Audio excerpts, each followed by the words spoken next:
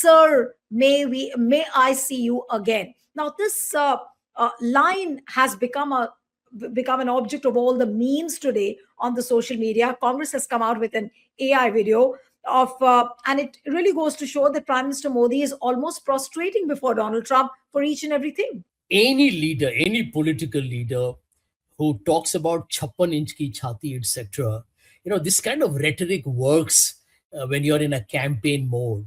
But Mr. Modi is on a campaign mode every day when he's in office.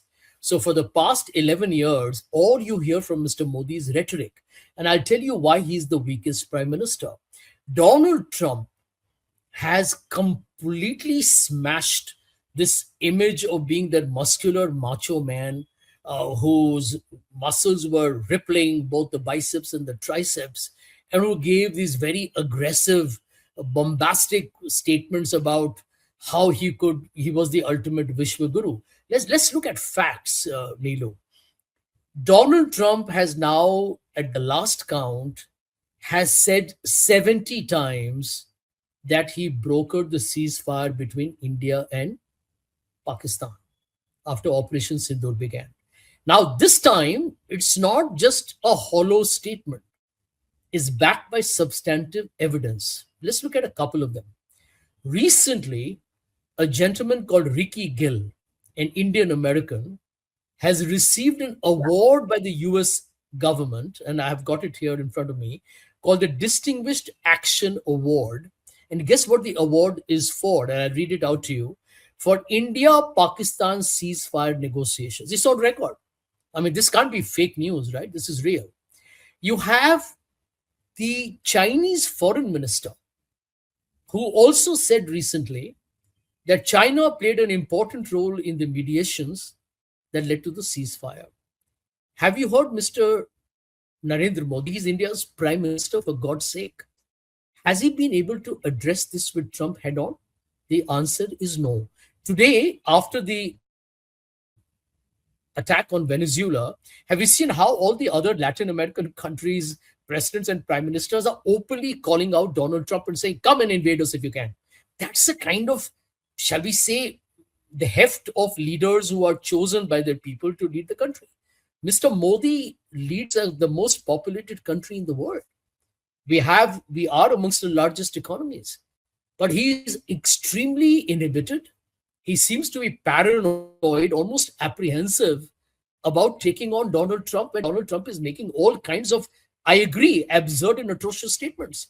But he does not have the courage to call Donald Trump out. And that, to me, tells you why Donald Trump today is talking to Mr. Modi with such condescension, with almost contemptuous indifference, which lowers the status of the office of India's prime minister. So India today stands compromised globally. If you heard the other day the way they were talking about the Russian oil thing, by the way, and Donald Trump publicly said that Modi has done all these cutbacks on Russian oil to make me happy. Now, Donald Trump may be a complete maverick. He may be a hoodlum. He may be a complete, shall we say, basket case in terms of governance. But he is disparaging India when he disparages the office of the prime minister. And I think the Indian Foreign Affairs Minister and the entire Department of Foreign Affairs seems to be clueless as to how to handle Donald Trump. And India's stature as a great democracy, as an economy which, despite all its problems, will be a significant player willy-nilly, the truth remains that Mr. Modi is singularly responsible for this. He's a weak prime minister. It's very easy to come to India and threaten and intimidate minorities and other people and the opposition leaders. Outside of India's shores, Mr. Modi does not know how to handle foreign policy. I'm going to make a bold statement on your show. Mr. Modi, I believe, does not know the ABC of foreign policy. He depends upon a few people in the bureaucracy who I think are equally clueless, because foreign policy has changed remarkably since Donald Trump became the president of the United States.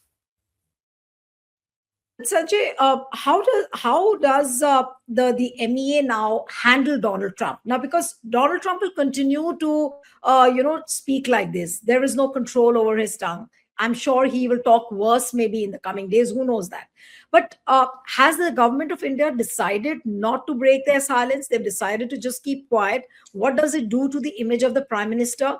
Remember, I mean, the BJP ecosystem, and there are forces which have spent crores and crores in propping up this brand Modi. What has Donald Yeah. Trump done? And will Modi just take all this lying down? Well, let me tell you, I think firstly, this whole brand Modi is a very exaggerated creation of India's mainstream media, which has anyway been like what we call as a Godi media in all our conversations. And secondly, the whole BJP propaganda machine. Uh, can you imagine the irony of it, Neelu? Mr. Modi went to town saying, Ab ki baar Trump Sarkar. Can you believe that? There's a famous saying, you should know what you're asking for. This is a mammoth embarrassment. Mr. Modi's brand was frankly created by all this hype and hoopla that had no solid foundations. Everyone Not knows, only right? Modi, Sanjay, not only Modi, you remember with the recent American elections, the entire Yeah, BJP ecosystem was performing yagya and havans, yeah, for Trump yeah. wins. So how do Yeah. they answer all this? Yeah, and all these fanatical right-wing groups in the United States of America were actually campaigning for Donald Trump, and it's astonishing because they're all immigrants in a country where you want to elect a man as a president who's anti-immigrants, whichever part of the world you come from. And now you can notice that the threats are getting from bad to worse. In fact, Indian Americans in America today could face a huge threat of violence from the MAGA supporters of Donald Trump. Anyway, we'll come to that in a bit. That here is the truth, right? On the Russian oil thing, which has led to the 50% tariff on India, one of the highest in the world, what is the reason? The reason is that Mr. Modi chose his very friendly crony capitalist to benefit from the cheaper Russian crude oil and sell it in the overseas markets back to the other parts of the world. And did the Indian consumer get the benefit? The answer is no, right? The benefit truly went to the private refinery and to the government in whatever taxes they made. So this is the problem. That end of day, Mr. Modi finds himself extremely cornered because Donald Trump used that as a pretext to say, listen, I'm going to impose tariff on you till you cut down on the Russian oil. And now he's openly saying that Modi's government has buckled. So truly, India doesn't have an independent, coherent, enduring foreign policy. Now they will argue that listen, you have to be extremely flexible, and things change, and because of Donald Trump, it's a little mercurial, and therefore adaptation is the name of the game. I will agree with that to a great extent, but why do you beat your chest to say we are the Vishwa Guru? Because you are not. India has abandoned its role as a leader of the global south that everyone was looking up to. And here is the bottom line. If you heard recently about the Bloomberg report on certain ships carrying Russian crude, we all know the big Mr. A's company. You saw a quick denial of that, right? A corporate press release denying that it was all true. Clearly, there are panic buttons in India. People don't want to upset Donald Trump because they don't know what this unstable, unpredictable man is capable of doing. So you are now grappling with an extremely unknown, unheard of beast in politics that nobody had ever imagined in their worst dreams, but we asked for it.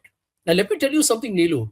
India under Modi has invested so significantly in America, as if America is going to be the linchpin of India's foreign policy, that now we are actually caught with our, like a deer caught under the headlights of a car in the middle of the night. You're frozen, you're paralyzed. Can you imagine this situation, Nilu? That as you and I are talking, Pakistan is in bed with both America and China. The two big superpowers of the world are China and United States. China was anyway always with Pakistan. That's not even a topic of conversation. Uh, Giving them surveillance, giving them arms, giving them fighter jets, right, which worked for them during Operation Sindoor. So Pakistan is and China are literally alliance partners forever. I don't think that's going to change. Now, America, which we were banking on under Mr. Modi to be our bulwark or some kind of a reliable ally, is doing more business with Pakistan. and India remains isolated. I'm not even going to get into the neighborhood isolation with Bangladesh now joining the Pakistan China axis. So I think Mr. Modi's and Jaishankar's foreign policy, there will be books written on it. I think until they're in government, nobody will have the guts to do that. At some point, when this government goes, it will be a case study as how not to do foreign policy and how to respect your neighborhood and how eventually to be, to be inspired by what Pandit Nehru created. But this inferiority complex with Pandit Nehru has made, I think, Mr. Modi commit political harakiri.